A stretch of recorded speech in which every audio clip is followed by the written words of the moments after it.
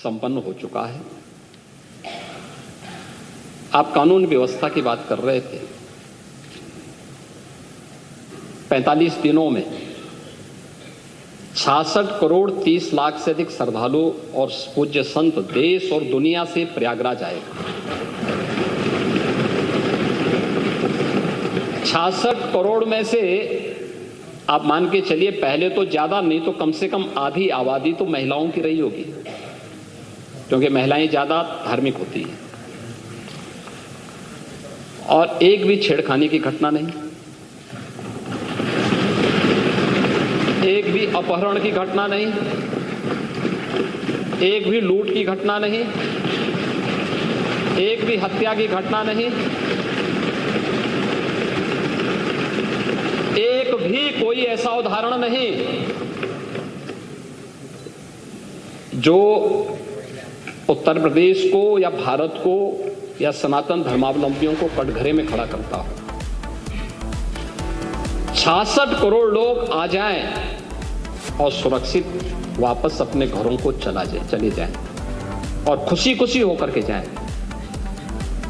बहुत सारे लोग आना चाहते थे, नहीं आ पाए। बहुत सारे लोगों को आने के लिए साधन नहीं मिल पा रहे थे। 4 करोड़ रुपए खर्च करके 3 लाख करोड़ से अधिक का लाभ हासिल किया जा सकता है। अफवाहों के बावजूद कुशल प्रबंधन से लोगों का भरोसा जीता जा सकता है। महाकुंभ का आयोजन एक अग्नि परीक्षा थी।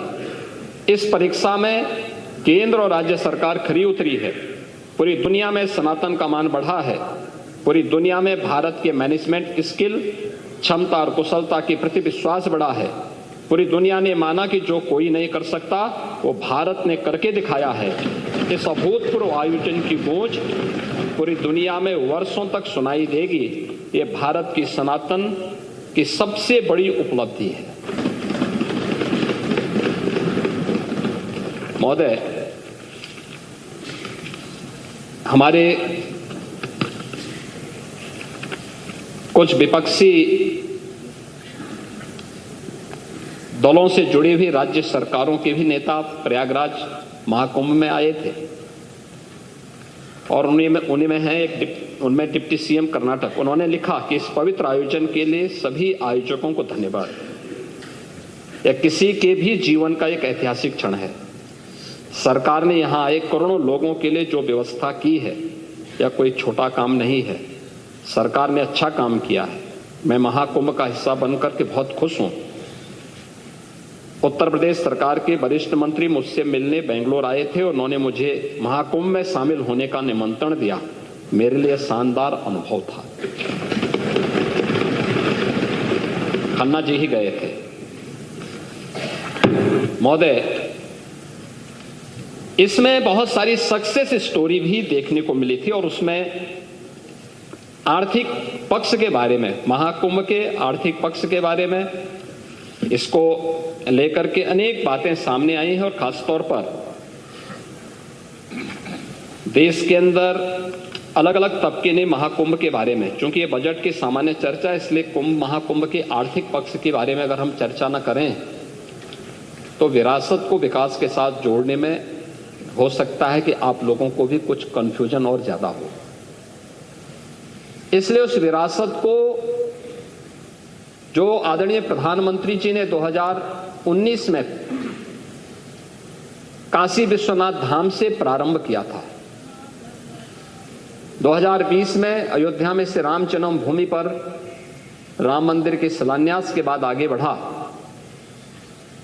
प्रयागराज महाकुंभ उसका एक चरम उत्कर्ष रूप के रूप में देश और दुनिया के सामने आया है और उसी विरासत की आर्थिकी क्या हो सकती है, वह विरासत विकास के साथ साथ आस्था को आर्थिकी के साथ कैसे जोड़ सकता है, इसके कुछ उदाहरण भी हैं, जिसमें कैट ने स्वयं इस बारे में कहा है कि महाकुंभ में लगभग 3 लाख करोड़ यानी 360 बिलियन अमेरिकी डॉलर से अधिक का व्यापार हुआ है, यानी इससे लेन देन हुआ है। ये प्रदेश की अर्थव्यवस्था में सहभागी बनेगा। महाकुंभ 2025 प्रदेश की अर्थव्यवस्था को 3.5 लाख करोड़ का लाभ इससे मिलने का अनुमान है। और प्रयागराज और आसपास के जनपदों को इसका प्रत्यक्ष और अप्रत्यक्ष लाभ प्राप्त हुआ है। महोदय, इसमें भारत के जो मुख्य आर्थिक सलाहकार हैं बी अनंत नागेश्वरन, उन्होंने इस बात को कहा है कि महाकुंभ मेले के कारण उपभोग खर्च में तेज बढ़ोतरी की उम्मीद हुई। इससे भारत को चालू वित्त वर्ष में 6.5% की विकास की दर हासिल करने में मदद मिलेगी। और इस मामले में जो विभिन्न अन्य क्षेत्रों में जो विभिन्न प्रकार के अनुमान लगाए गए, विभिन्न आर्थिक विशेषज्ञों ने कि किस किस सेक्टर में कितना अधिक उससे आर्थिक लाभ हुआ है या उससे आने की संभावना है। होटल उद्योग में 40,000 करोड़ का, खाने पीने अन्य दैनिक उपयोग में प्रयोग होने वाली वस्तुओं में 33,000 करोड़ का, परिवहन में 1.5 लाख करोड़ का, पूजन सामग्री में 20,000 करोड़ का, दान आदि में 660 करोड़ का, टोल टैक्सेस में 300 करोड़ का और अन्य में लगभग 66,000 करोड़ का, कुल 3,960 करोड़ रुपए का अधिक का इससे आर्थिक समृद्धि इसके माध्यम से प्रदेश को प्राप्त होने वाला है। और इसके माध्यम से ये चीजें हम सबको प्राप्त हुई हैं। और खासतौर पर जो मैंने पहले भी कहा कि 5 नए आस्था के नए कॉरिडोर प्रयागराज महाकुंभ ने बनाए हैं और उसका लाभ पूरे प्रदेश में मिला, लेकिन इन 5 कॉरिडोर में विशेष रूप से हमें देखने को मिला था प्रयागराज से मां विंध्यवासिनी धाम और काशी के लिए एक, प्रयागराज से अयोध्या और गोरखपुर का 2, प्रयागराज से श्रृंगवेरपुर, लखनऊ और आपके नेमित सारण्य का एक 3रा कॉरिडोर, प्रयागराज से लालापुर, राजापुर और चित्रकूट का एक 4था, और प्रयागराज से जो हम 5वां आस्था के कॉरिडोर को बनाने की व्यवस्था कर रहे हैं, जिसमें हम लोगों ने देखा कि देश भर के श्रद्धालु आने के इच्छुक थे, दिखाई दे रहे थे और पिछले 1.5 महीनों में उनकी उपस्थिति उन सभी क्षेत्रों में थी। तो अब प्रयागराज से होते हुए वृंदावन, मथुरा वृंदावन और सुख तीर्थ में ये उपस्थिति वहां देखने को मिली। एक छोटा सा उदाहरण पर्याप्त है, बहुत सारे ऐसे उदाहरण हैं जिसमें प्रयागराज का है और वह समाजवादी पार्टी इसमें ज्यादा चर्चा कर रही थी कि नाविकों का शोषण हो रहा है, नाविकों को देखभाल नहीं की जा रही है। मैं एक नाविक परिवार की एक सक्सेस स्टोरी यहां पे बता रहा हूं। ये नाविक परिवार जिनके पास 130 नौकाएं थी, 45 दिनों की अवधि में इन लोगों ने शुद्ध बचत की है 30 करोड़ रुपए की। यानी एक नाव ने 45 दिनों में 23 लाख रुपए की बचत की है, कमाई की है। प्रतिदिन की अगर आप उनकी बचत देखेंगे तो यह लगभग 50 से लेके 52,000 पर डे की उनकी इनकम थी एक नाव की। और इसमें मैं तो गया था 27 फरवरी को प्रयागराज में, और प्रयागराज में जाकर के हम लोगों ने, मैंने पहले मां गंगा के प्रति कृतज्ञता ज्ञापित की थी अपने सहयोगियों के साथ में, मां गंगा का पूजन किया था, सफाई भी की थी। इसके उपरांत हम लोगों ने इस पूरे महाकुंभ के आयोजन को स्वच्छ बनाए रखने में जिन्होंने योगदान दिया था, उन स्वच्छता कर्मियों के साथ भी, और जिन्होंने स्वास्थ्य की सेवा, कोई संक्रमण और कोई बीमारी नहीं फैलने दी, ऐसे स्वास्थ्य कर्मियों के साथ में, जो हेल्थ वॉरियर्स थे, उनके साथ में हम लोगों ने पहला आयोजन किया था, उनका सम्मान का कार्यक्रम किया था। इस आयोजन के बाद हमारा दूसरा जो आयोजन था वह नाविकों के साथ ही था। नाविकों के साथ भी हमने संवाद बनाया था, उनके लिए भी हमने एक पैकेज की घोषणा की। इसके उपरांत हमने परिवहन निगम से जुड़े हुए उन लोगों के प्रति और रेलवे के उन सभी अधिकारियों और कर्मचारियों के प्रति भी हम लोगों ने धन्यवाद ज्ञापित किया था, जिन्होंने श्रद्धालु जनों को वहां तक पहुंचाने में अपना योगदान दिया। उनके साथ भी हम लोगों ने कार्यक्रम किया था। और इसके उपरांत हम लोगों ने चौथे कार्यक्रम में सुरक्षा और प्रशासन से जुड़े हुए लोगों के साथ भी हम लोगों ने एक कार्यक्रम आयोजित किया था और उनके साथ भी बैठ करके हम लोगों ने सहभोज के साथ हम लोग बैठे थे। मैं, मेरे साथ दोनों डिप्टी सीएम भी थे, अन्य मंत्रीगण भी थे, अन्य वरिष्ठ अधिकारीगण भी थे। ये सभी आयोजन वहां पे हुए, लेकिन महाकुंभ का आयोजन उत्तर प्रदेश की इस सामर्थ्य को देश के सामने और देश की सामर्थ्य को दुनिया के सामने रखने में सफल हुआ। आपका कितना भी दुष्प्रचार था, लेकिन उन्होंने भारत की आस्था को कहीं डगमगा नहीं पाया। आप लगातार दुष्प्रचार करते रहे और आप लोगों का ये सबसे बड़ा हथियार था। आप लोगों ने इसके लिए बहुत तरीके से इसको लोगों के सामने बहुत नकारात्मक तरीके से प्रस्तुत करने का प्रयास किया, लेकिन आपकी नकारात्मक बातों पे न प्रदेश की जनता को न देश की जनता को ही विश्वास था। और मुझे लगता है कि ये आपके लिए उल्टी गिनती है कि जनता आपकी बात को अब सुनना ही बंद कर दी है। आप देखें ना कि कोई उत्तर प्रदेश का कोई गांव ऐसा नहीं था जिससे बस वहां नहीं पहुंची हो। आस्था नहीं तो ये जो हम कर रहे हैं ना, संभल में भी कर रहे हैं, ये आस्था का ही सवाल है। ये आस्था का ही सवाल है। ये जो कॉरिडोर बन रहे हैं, आस्था का ही सवाल है। और उसी आस्था के सवाल के साथ जोड़ने के लिए ही सरकार ने इस आयोजन के साथ जुड़ करके और ये जो 7,500 करोड़ रुपए खर्च किए थे, केवल कुंभ के आयोजन के लिए नहीं किए थे। हमारे लिए यह आयोजन प्रयागराज जैसी पौराणिक सिटी के सस्टेनेबल डेवलपमेंट के प्लान का एक व्यवस्थित विकास की एक रूपरेखा तैयार करने की भी थी। और महाकुंभ के बहाने प्रयागराज के अंदर उस प्रकार के इंफ्रास्ट्रक्चर को देने में हम सफल हुए। 200 से अधिक सड़कों का चौड़ीकरण हुआ, 14 फ्लाईओवर बने, 9 अंडरपास बनाए गए, 12 कॉरिडोर बने, अक्षयवट कॉरिडोर,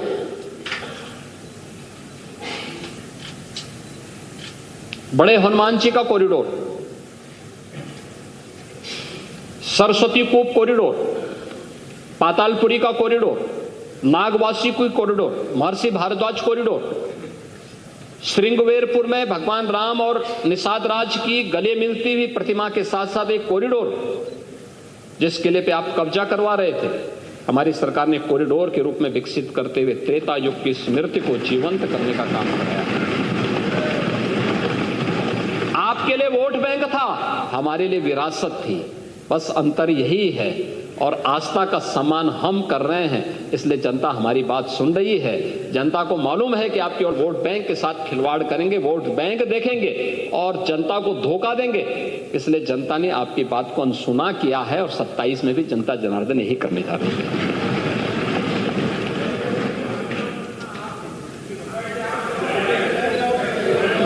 हम मना नहीं कर रहे हैं। मैं तो आपको धन्यवाद दे रहा हूं कि आप कुंभ में गए, 13 में आपको जाने नहीं दिया। हमने इस बार मना नहीं किया, क्योंकि मैं जो मेरी आस्था थी वही आपकी भी आस्था है।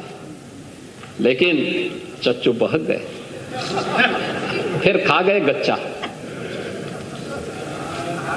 और चाहते थे लेकिन किस मुंह से जाए, इसलिए चूक गए और पुण्य से भी वंचित हो गए। महोदय, बजट की अपनी एक थीम होती है और 2025-26 के इस बजट को लेकर के जब मेरे सहयोगी वित्त मंत्री ने इस सदन में इस बजट को प्रस्तुत किया था, तो एक थीम के साथ प्रस्तुत किया था। ये हमारा सौभाग्य है कि आदरणीय प्रधानमंत्री जी के मार्गदर्शन में ये हमारी सरकार का 9वां आम बजट था। जिसको हमें इस सदन में प्रस्तुत करने का सौभाग्य प्राप्त हुआ है। और हर बजट अपनी एक निश्चित थीम के साथ आगे बढ़ा। हमने 2017-18 में अपना पहला बजट प्रदेश के अन्नदाता किसानों को समर्पित किया था। याद करिए, उस समय प्रदेश में एक कृषि बाहुल्य प्रदेश है। इस किसान का अन्नदाता किसान आत्महत्या कर रहा था और उस समय ऋण माफी के एक बड़े कार्यक्रम के साथ हमने बजट प्रस्तुत किया था। मुझे प्रसन्नता है, आज अन्नदाता किसान खुशहाल है, आत्महत्या प्रदेश में बंद हुई है। 2018-19 का बजट हम लोगों ने उत्तर प्रदेश की आवश्यकता, देश की आबादी का सबसे बड़ा प्रदेश है, तो इस बड़े प्रदेश के लिए इसी स्केल का इंफ्रास्ट्रक्चर भी चाहिए। तो हम लोगों ने 2018-19 का अपना जो मूल जनरल बजट प्रस्तुत किया था वह इंफ्रास्ट्रक्चर और औद्योगिक विकास के लिए समर्पित किया था। और प्रदेश का पहला इन्वेस्टर समिट भी हम लोगों ने इस वर्ष किया था। 2019-20 का बजट हम लोगों ने मातृशक्ति, आधी आबादी को समर्पित किया था। मातृशक्ति के वंदन के लिए, उनके अभिनंदन के लिए मिशन शक्ति के कार्यक्रम को आगे बढ़ाते हुए बजट को महिला सशक्तिकरण को समर्पित किया था। 2020-21 का बजट हम लोगों ने अपने प्रदेश की युवा शक्ति को समर्पित किया था। और 21-22 का बजट प्रदेश के स्वावलंबन से सशक्तिकरण की थीम पर आधारित था। 22-23 का बजट अंत्योदय से आत्मनिर्भरता के लक्ष्य को प्राप्त करने का था। 23-24 का बजट त्वरित, सर्वसमावेशी और समग्र विकास के साथ साथ आत्मनिर्भर उत्तर प्रदेश के आधारशिला को रखने का।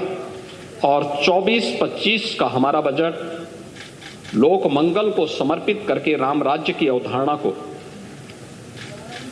जीवंत करने का बजट रहा है, क्योंकि अयोध्या में श्री राम जन्मभूमि पर प्रभु श्री राम लला के 500 वर्षों के बाद विराजमान होने की स्मृति को जीवंत बनाए रखने के लिए उस प्रकार के कार्यक्रम के साथ हमने जोड़ा था। और 25-26 का इस बजट को भी हम लोगों ने आदरणीय प्रधानमंत्री जी की ही प्रेरणा से अन्नदाता किसान, युवा, महिला और गरीब को समर्पित करते हुए इसको हमने थीम दी है वंचित को वरीयता। वंचित को वरीयता की इस थीम के साथ यह बजट यहां पे प्रस्तुत किया गया है। और इस बजट में अंत्योदय से उन्नत अर्थव्यवस्था तक, ईज ऑफ लिविंग से ईज ऑफ डूइंग बिजनेस तक, कृषि से गरीब कल्याण तक, आस्था से आजीविका तक, शिक्षा से स्वावलंबन तक, संस्कृति से समृद्धि तक और महिला सशक्तिकरण के संकल्प को पूरी प्रतिबद्धता के साथ आगे बढ़ाते हुए एक विकसित उत्तर प्रदेश की आधारशिला को मजबूत करने के संकल्प के साथ इस बजट को लेकर के हम लोग लेके आए हैं। और जिस लोक कल्याण की एक एक पंक्ति को पढ़ करके हमारे नेता प्रतिपक्ष यहाँ पे कह रहे थे कि हमने लोक कल्याण पत्र में ये घोषणा की है। लोक कल्याण पत्र 5 वर्ष के लिए घोषित किया गया है, 5 वर्ष में उसको अचीव करना है। अभी हमारी सरकार के 3 वर्ष 25 मार्च को पूरे होने जा रहे हैं सेकेंड पार्ट के। और अभी हम लोगों ने 151 में से 38 घोषणाएं हम पूरी कर चुके हैं। 91 घोषणाएं हमारी गतिमान हैं और 22 घोषणाओं में से कुछ की घोषणा इस बजट में की गई है और कुछ घोषणाएं हमारे अगले बजट में होने जा रहे हैं, जिन पर मैं भी चर्चा करने जा रहा हूं। तो हम लोग जो कहते हैं वो करके दिखाते हैं और जनता को यही विश्वास है, ये लोग जो कहेंगे वो करेंगे। और इसीलिए आज हम सब यहाँ पर उस बजट के उस भाव के साथ यहाँ पर आए हैं कि यह बजट उसी भाव के साथ यहाँ पर घोषित किया गया है और वही हम लोग यहाँ पर किए हैं। बजट के आकार के बारे में आपने चर्चा की, मुझे तो मैं भौचक था जब आप 24-25 के बजट के बारे में चर्चा कर रहे थे कि 9 लाख करोड़ का आपने किया था। 9 लाख करोड़ का नहीं था, हमारा जो मूल बजट था। मैं उसी पे आ रहा हूँ ना, मैं उसी पे आ रहा हूँ। वह हमारा जो मूल बजट था 2024-25 का, वह था 7,36,000 करोड़ का, 8 लाख नहीं था। और 32 अनुपूरक हम लेके आए थे, 2 हमारी सप्लीमेंट्री आई थी, उनमें से कुल मिलाकर के 30,000 करोड़ का था। तो कुल होता है 7,66,000 करोड़ का। आप पानी जी, मुझे लगता है एक बार फिर से देख लेंगे आंकड़े जिसने भी दे दिए हैं। देखिए, आपके साथ समस्या यही है, जब आप अपने विवेक से बोलते हैं तो सही बोलते हैं, लेकिन जब आप पढ़ने लगते हैं, कोई लिख के आपको देता है, जबरन आपके मुंह पे अपने शब्द थोपता है, तो आप थोड़ा ट्रैक से हट करके बोलने लगते हैं। तो आपको ये शोभा नहीं देता। अरे मैं आंकड़े बोल रहा हूं ना, आंकड़े तो मैं दे रहा हूं आपको कि मूल बजट हमारा था 7,36,000 करोड़ का, और दोनों सप्लीमेंट्री जोड़ करके 30,000 करोड़ का होता है। तो कुल मिलाकर के 7,66,000 करोड़ का था। और 7,66,000 करोड़ के बाद अब हमारा जो मूल बजट है वह है 8,08,000 करोड़ का है। अगर आप इस बात को देखेंगे, आपने कहा कि सरकार ने पिछले उसमें 6 महीने में पैसा खर्च नहीं किया। बजट का जो ट्रेंड होता है, बजट साल भर के लिए प्रस्तुत होता है पांडे जी, 6 महीने के लिए नहीं होता है।